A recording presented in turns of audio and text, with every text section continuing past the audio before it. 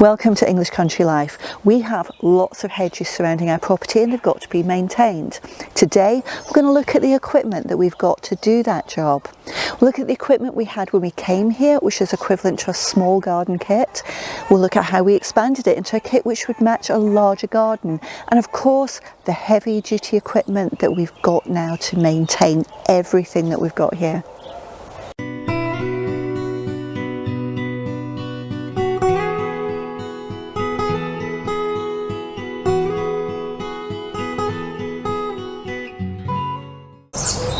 Welcome, my name's Fiona. On our property we've planted lots of native hedging and we need that because here in rural Lincolnshire it's very flat and the wind just whips across the land. If we didn't have these hedges in place, a lot of the things we grow for food, for example our sweet corn, would just be completely flattened. Now we don't just have hedges to be windproofing the property, it also affords us a great deal of security because some of the hedging is hawthorn and holly, which is very prickly, so that's great for security. But we've also got decorative hedges, we've got box hedges which surround our herb bed, and we have dividing hedges such as a yew hedge which divides the main garden from the driveway. So we've got them for all sorts of reasons. Now all of these need to be maintained, and what I'd like to do is take you through some of the things which we've built up over time to do the jobs to make these hedges look reasonable and not grow upwards and outwards and really go wild. We'll start by looking at the small garden set that we had when we came here, and hopefully that'll be useful to everybody who watches this video. I'm then going to show you how we built it up to what I call a large garden kit, and that's based around convenience because small garden kits you can have mains items to plug in a socket and you don't need to be very far away. For larger gardens you need the convenience of being able to walk around and take things further from those electrical sockets, so that will be battery equipment. And then I'll take you on to the more heavy duty equipment that we've got because we need things that can do much bigger jobs here. So let's get started.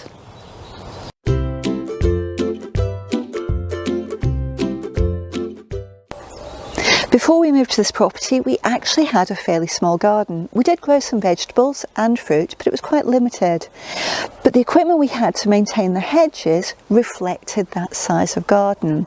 Now I do still use a lot of that equipment to maintain this hedge line, which is a yew hedge separating our driveway from the garden in front of our fantastic cottage. Now what did we have? Well, the main piece of equipment was this. And it is a mains powered hedge trimmer. Now this one is by Bosch and it's incredibly reliable. It is mains powered, so the big advantage there is that it actually is quite beefy, so it does the job very, very efficiently. But it's got two downsides, and the downsides are, again, it's mains powered, and that means you're tethered to the length of this cord attached to a main socket. Now you can plug in an extension cord and walk further down the garden, but that is awkward. And the second downside is that it's very, very easy, unless you're conscious of where the cord is, to actually cut through the cord. So you need to be very conscious of not doing that. I tend to put the cord over my shoulder so it's always out of the way. We also brought some hand-powered equipment with us, and the most valuable of these for the hedge trimming are these, the garden shears. Now why would I use these rather than the powered hedge trimmer? Well, one of the main reasons is it's a lot more precise. So I've got a cancellation in the box hedging round the corner. These mean that I can very, very precisely cut that box hedging in the right place. I'm not cutting too little, I'm not cutting too much, and it means that I've got the right shape and the right height every single time. I've also got some secateurs. Now Hugh reviewed this pair because the main reason we've got these is for pruning rather than hedge trimming, but now and again I need these, and it might be that I've got the hedge in an awkward place, or I actually have a decorative conical hedge and I'll use these just to trim around the top, just to make sure I've got the right point on that conical hedging, and these are amazing for that. I love these secateurs.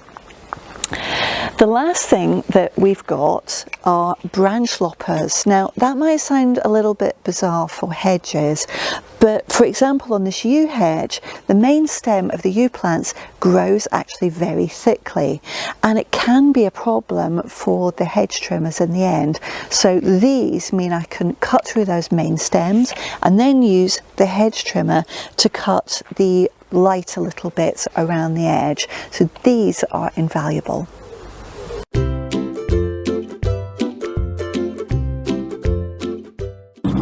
As I mentioned in our introduction, we planted lots of native hedging around our vegetable and fruit garden, and it's grown to quite a height. We wanted it that way simply to keep the wind off the property to protect the fruits and vegetables. Now the issue with this hedging is that it's a long way from the house, so if we wanted to continue using the mains equipment, we'd need lots and lots and lots of extension leads, and that's not really practical. So we needed to have a look at the next level, and next level up in terms of price is battery operated. Now we could go all in and go for the really expensive stuff, which is petrol, but we wanted to experiment with battery operated, mainly because it's cheaper, and just see whether it was useful, whether it was up to the job, and whether we'd continue to use it. So to begin with, we decided to go for cheap, because that would give us an idea of whether the equipment would be up to the job, and if it wasn't, we could go straight for the petrol operated when the battery stuff burnt out, or we can invest in some better quality battery equipment if it suited us. Now the set that we decided to buy to begin with is from a brand called Garden Line, and this is their high cutter, and this is still in use at the moment. It's great. It has a button on the side of the head which you can press, which then adjusts the height of the head, and as soon as you release the button it locks into place. So that means that you can cut different angles to your preference on the top of hedges, and you can see this particular hedge is quite high. You might be thinking, why didn't she show us hedge trimmers in the Garden Line variety to begin with? Well, the simple reason is we don't have them anymore.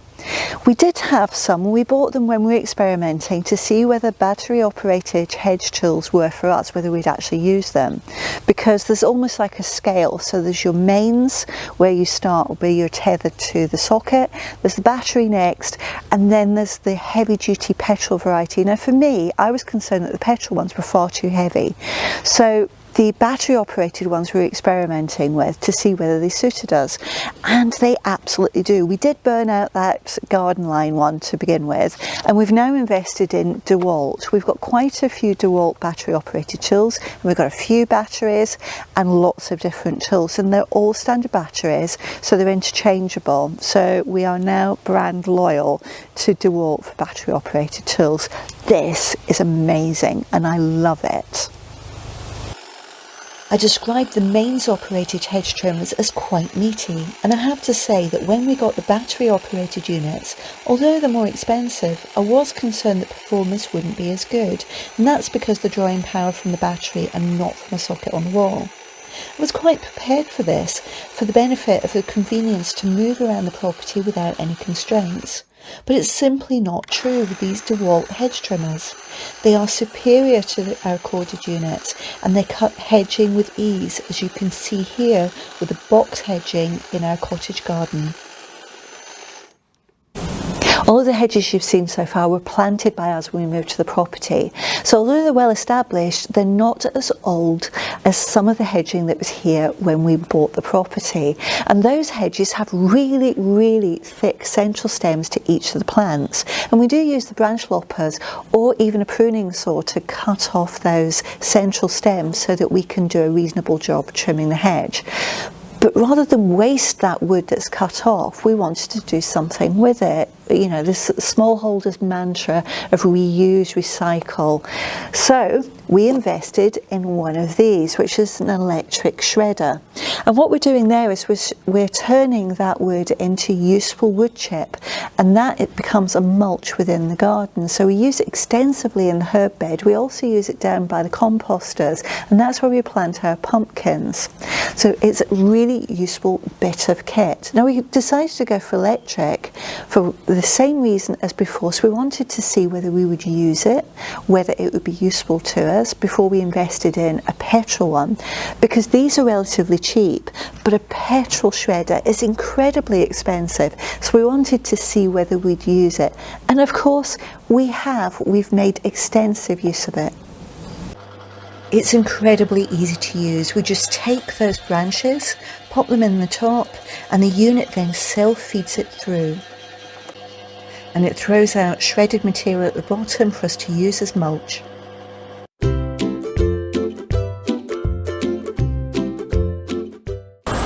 As time moved on, we proved the convenience factor of the battery operated hedge trimming tools.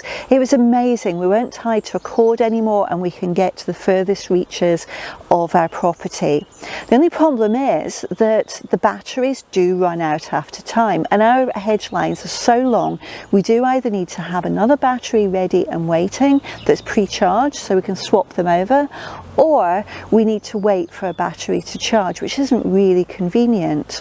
The other issue we were facing was that we do have these incredibly mature hedge lines on the property, and some of the stems in those are huge.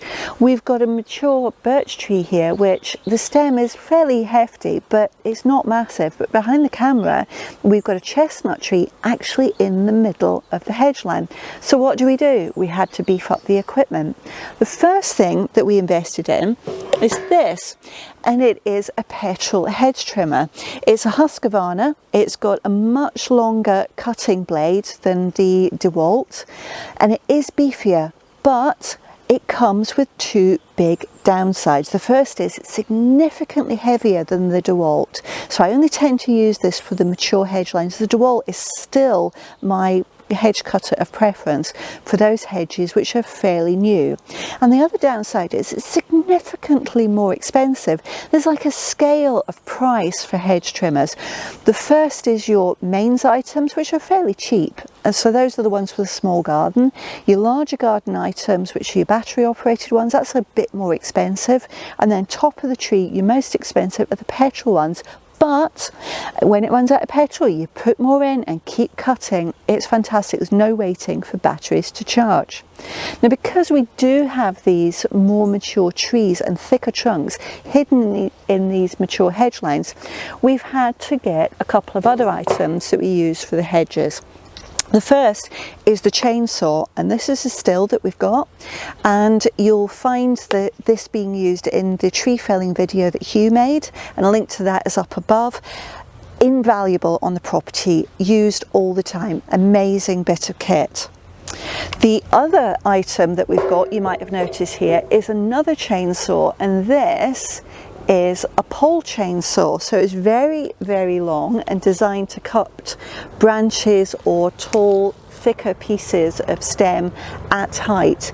Now this one is actually mains powered because we use it very, very rarely, and that means that actually plugging it in, taking extension cords, multiple extension cords to places on the property is inconvenient, but it's not worth paying a huge amount of money for the petrol equivalent to get rid of that small amount of inconvenience for once in a blue moon. Now, if we were having to use it on a regular basis, whole other ball game, I'd be looking at either the battery operated version or I'd be looking at the petrol version. But for now, for the amount of time we use this bit of kit, although it's invaluable when we do use it, we're going to stick with the mains one for now. You might also have noticed that all of this stuff is displayed on, it might look like a little display stand, but this is actually a platform that I use for cutting the hedges. Now at the moment I've arranged, there's two boards on this platform and I've arranged them in a step format, but when I'm cutting the hedges, both of these boards are at the same level. And it gives me a completely stable area to cut hedges at height. It is much, much better than using a ladder, far, far safer. It's on wheels so I can easily move it, and obviously the wheels have got brakes. This is one of my favourite bits of kit to use in the garden because I do feel stable, I do feel safe when I'm cutting hedges at height. We now have a petrol shredder. The electric shredder was okay in its performance, but it couldn't keep up with the volume of hedge and branch trimmings that we needed to process. We were lucky that we received this from a neighbour in exchange for a piece of equipment that we didn't use anymore, and we know we were exceptionally lucky. If we had had to buy one, we would have been looking for a second-hand unit. A friend of ours who's a tree surgeon advised us to buy a second-hand unit from a residential homeowner and not from a professional tree surgeon. He told us that tree surgeons generally won't sell their equipment if it's working well, but a homeowner will sell because they haven't used that equipment, so generally they're in much better condition. That's it. I hope you've seen a kit in this video that you can use at your home. If you have liked this video, take a moment and give me a thumbs up down below. If you're not already subscribed to the channel, hit subscribe and the bell icon and you'll be notified of every new video as soon as it goes live. If you've got a question for me, leave it in the comment section and I'll get back to you as soon as I can. If you've got an idea for a video that you'd like to see us film, leave that in the comment section too, and we'll do our best to make that video for you. Don't forget, our branded merchandise, including this fantastic t-shirt, is available through our website, englishcountrylife.com, so head on over there and see what we have. We've not only got t-shirts, we've got mugs, we've got casserole dishes. But for now, thanks for watching and we look forward to seeing you next time.